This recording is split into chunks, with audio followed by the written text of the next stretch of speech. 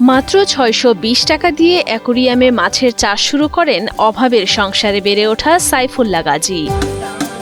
আর এসব মাছ চাষ করেই কোটিপতি হয়েছেন একসময়ের গার্মেন্টস শ্রমিক সাইফুল্লাহ। জমি কিনে গড়েছেন দৃষ্টিনন্দন বাড়িও। আমার জীবনের যে শুরুটা কিন্তু আসলে অনেক একটা করুণ কাহিনী। রঙিন মাছ চাষে সফলতা অর্জন করার পথ একেবারেই সহজ ছিল না সাতক্ষীরার কলারোয়া উপজেলার ব্রজবাক্সা গ্রামের সাইফুল্লাহ গাজীর জন্য।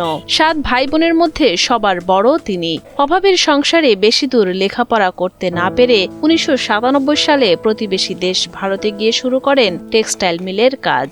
সেখানকার একটি গ্রামীণ এলাকায় বেশ কয়েকটি পুকুরে নানা রঙের মাছ চাষ দেখে আগ্রহী হন রঙিন মাছ চাষে। তবে সেখানেও হন বাধার সম্মুখীন। আমার শুরুটা ছিল আসলে ইন্ডিয়া থেকে। এই ইন্ডিয়াতে যে আমার অ্যাকোরিয়াম ফিশটা দেখে কিন্তু অনেক ভালো লাগছিল। আমি দেখলাম যে এইটাই ব্যতিক্রম, এইটাই শিখে যদি আমি দেশে যেতে পারি তাহলে আমার জীবনের পরিবর্তন আনতে পারি।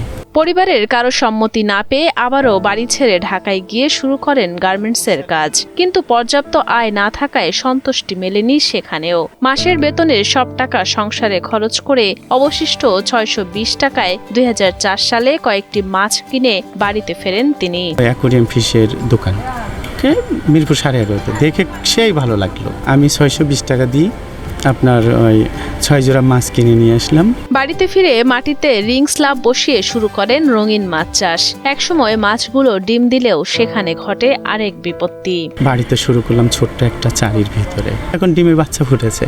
এখন এই বাচ্চা গ্রোথ করব কোথায়?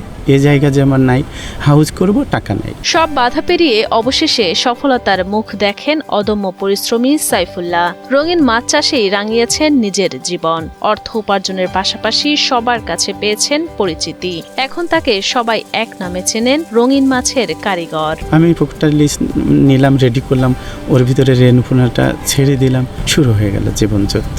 বর্তমানে 20টি পুকুরে বিভিন্ন প্রকারের অ্যাকোরিয়ামে মাছ চাষ করেন সাইফুল্লাহ। লাল, নীল, কমলা, কালো, বাদামি, হলুদ রঙের মাছের ছড়াছড়ি। গোল্ডফিশ, কমেট, কই কার্ভ, ওরেন্টা গোল্ড, সিল্কি কই, মলি, গাপটি, অ্যাঞ্জেল মাছ সহ বাহারি রঙিন মাছ। এসব মাছের জন্য নিতে হয় বেশ পরিচর্যা। আমরা বড় যে গরুয়ার যে খাবারটা আছে বা স্টার্টার আছে, এই নামের খাবারগুলো আমরা কিন্তু এই সাইজের খাবারগুলো আমরা খাওয়াই থাকি।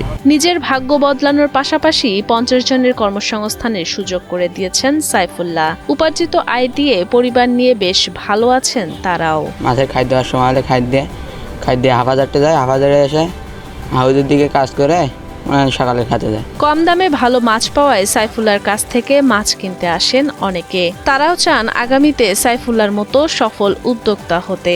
আমি প্রায় মাছ নিয়ে যাই। এখানকার মাছগুলো অনেক সুন্দর, বিভিন্ন কালারের আছে।